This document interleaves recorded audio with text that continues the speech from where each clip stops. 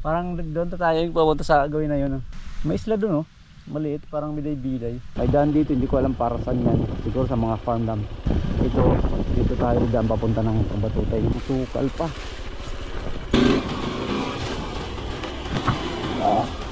Yun ang Santa Cruz. Tapos, ay bunga nga pala yan.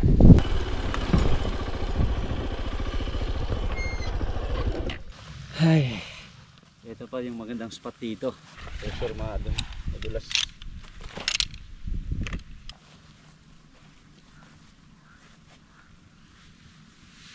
Wow, crap.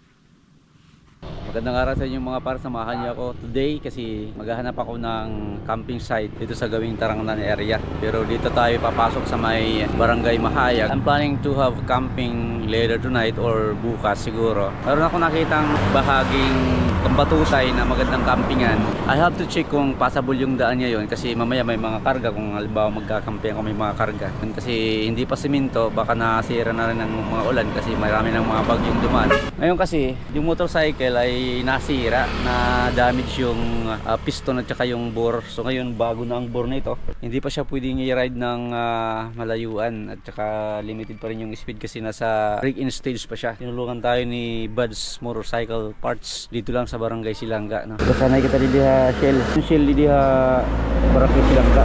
Kaya nanood yung ruta. May dala ko kitaon dito may bunga kang Batutay sa dito.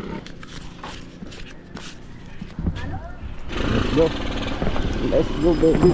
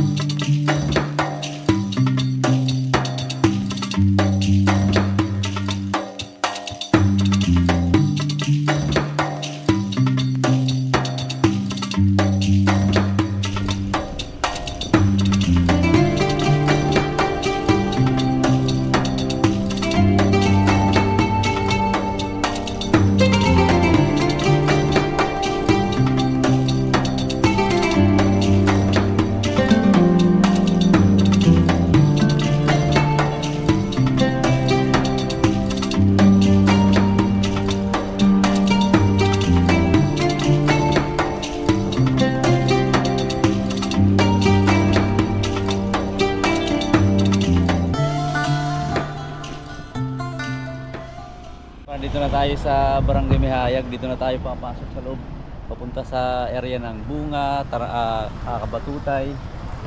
Shoutout! Oh, shoutout! Tanawan! Shoutout! Tanawan! Dito sa Pasos! Hello! Orengani or pang sticker. Sakto na timing ang kikang ako din sa doon.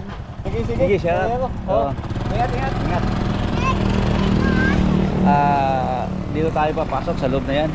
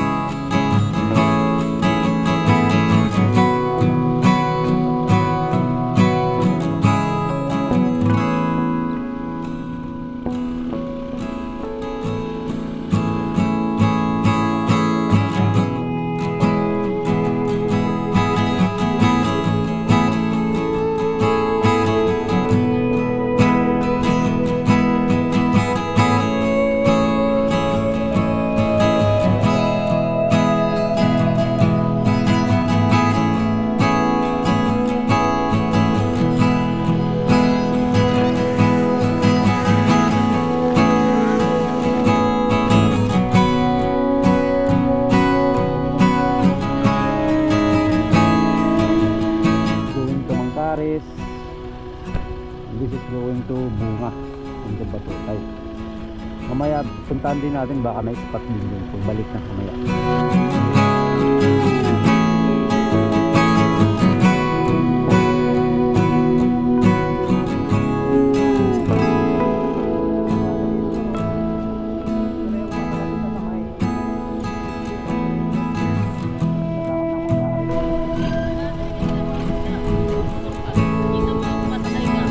Ayun biyahin eh, bunga, diretso na kalapos.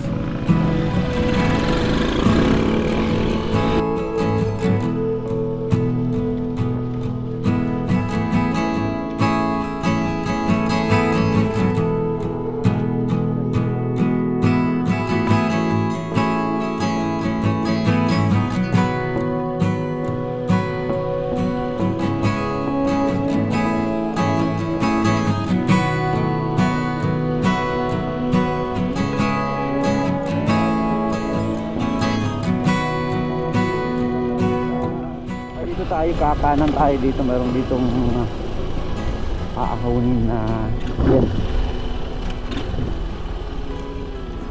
Ay sira na. Ito sana yung aakyatin natin.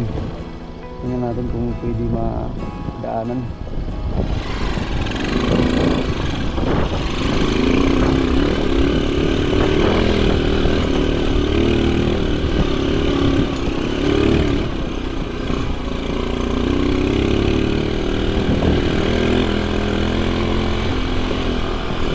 Slide yung tire.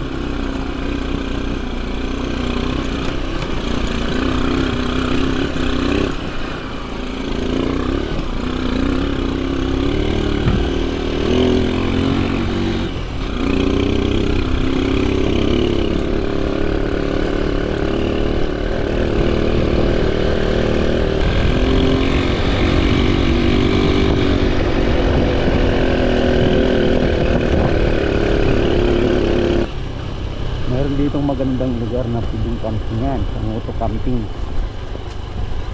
Iwan ko kung mararating ko ngayon. Mag-isa lang ako. Maganda ng tanawin, no? Okay, diba? Parang may dumadaan dito na 4 wheels. Ganda ng mga tanawin. Dito yung Barangay Tiso, no? Yan, no? Diyan na area. Parang Amazon River. Ito yung mga farm dito ng mga taga-Alana. Yung malalawak ng mga farming area talaga.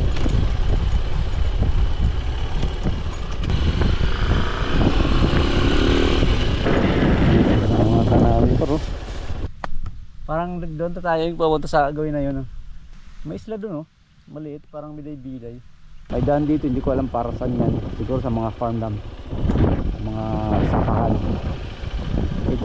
Dito tayo daan papunta ng Batutay. Hindi pa pala nag-grader. Ito yung tsura, oh. Ito pa yung dinaanan namin muna. Masukal pa.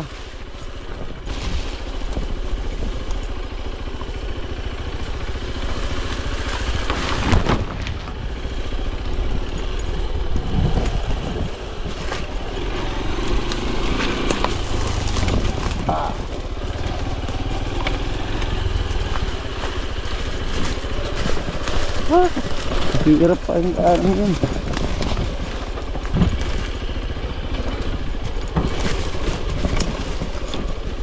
Mali yung pasok natin.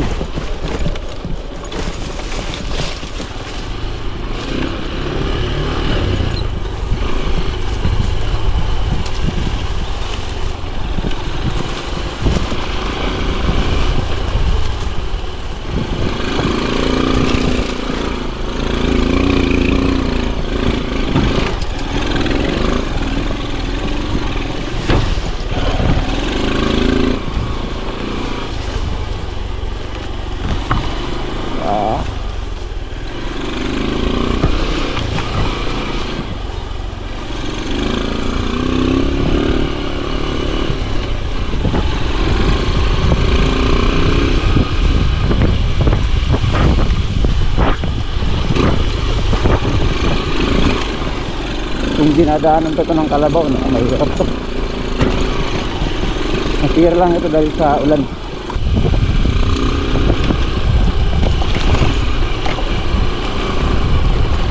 So malapit na tayo para.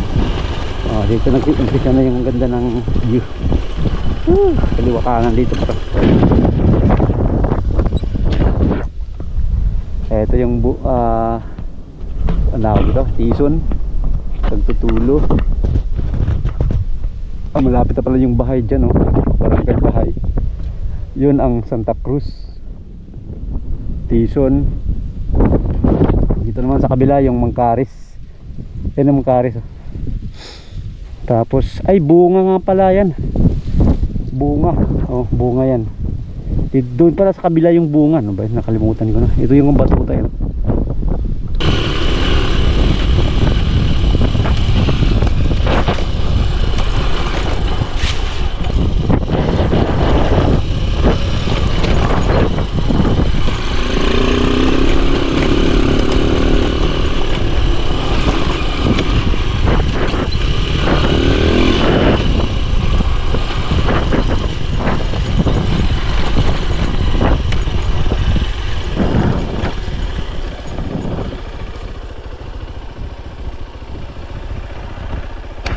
Ang ganda yan ang isla nakita natin kanina. Nasa tapat pala ng barangay Bunga. Hindi pa ako nakapamingwit dyan. Parang dito yata yung sinasabi kong magandang spot. Mataas pala.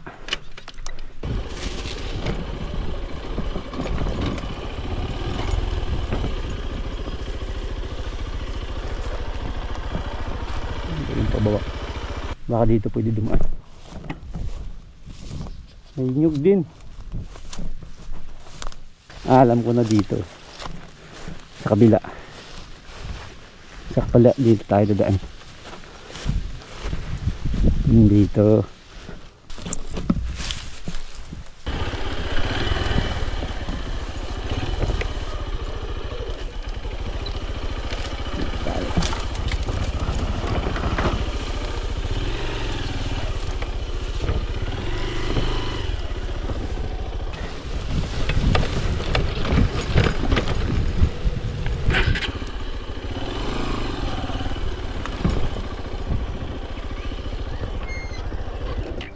ay, ito pa yung magandang spot dito.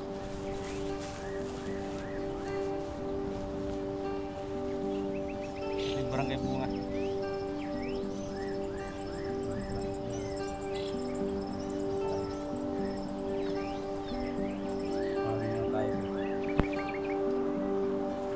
Wala nga lang padalang pagkain.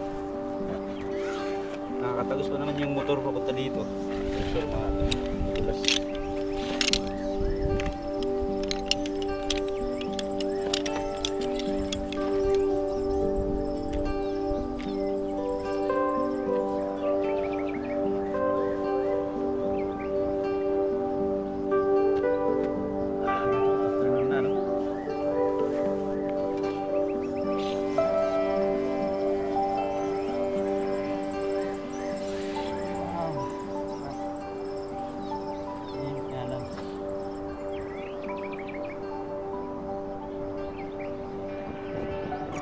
Ito yung mga bagay na hindi kayang bayaran pa.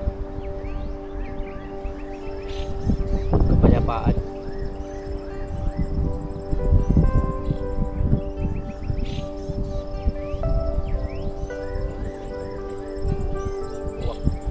Wow! Campsite yung nakita ko. Kaya lang medyo tagil siya. Hanap pa lang medyo flat na surface. Tsaka baka magtaka kayong bakit napaka parang well maintained dahil dito nila nilalagay yung kanilang mga parang pastulan ng mga kalabaw. Dito nila nilalagay, tinatali yung mga kalabaw nila, dito sila kumakain, kaya nagiging parang well maintained yung lugar. Handa siguro mamaya bumalik dito mag-camp overnight. Sa mga ganitong klaseng camp, yung tinatawag na parang relaxing lang, chill camping. Iba kasi yung estilo ng camping, merong survival camping, meron namang may mga tema kasi yan eh. Yung iba parang classic theme sila, pati yung mga gamit nila classic din. Yung iba naman parang mix, depende sa availability ng mga equipment, gamit, tent. Uri din ng tent, meron din proper tent sa proper place. Kasi iba malamig, kailangan yung tent mo ay medyo parang thermal, sa loob mainit, parang ganun. dito sa summer kasi mainit. Pero tuwing ano yan, malamig. Meron kang proper gear sa proper season. Tsaka sa kalaban dito malamok.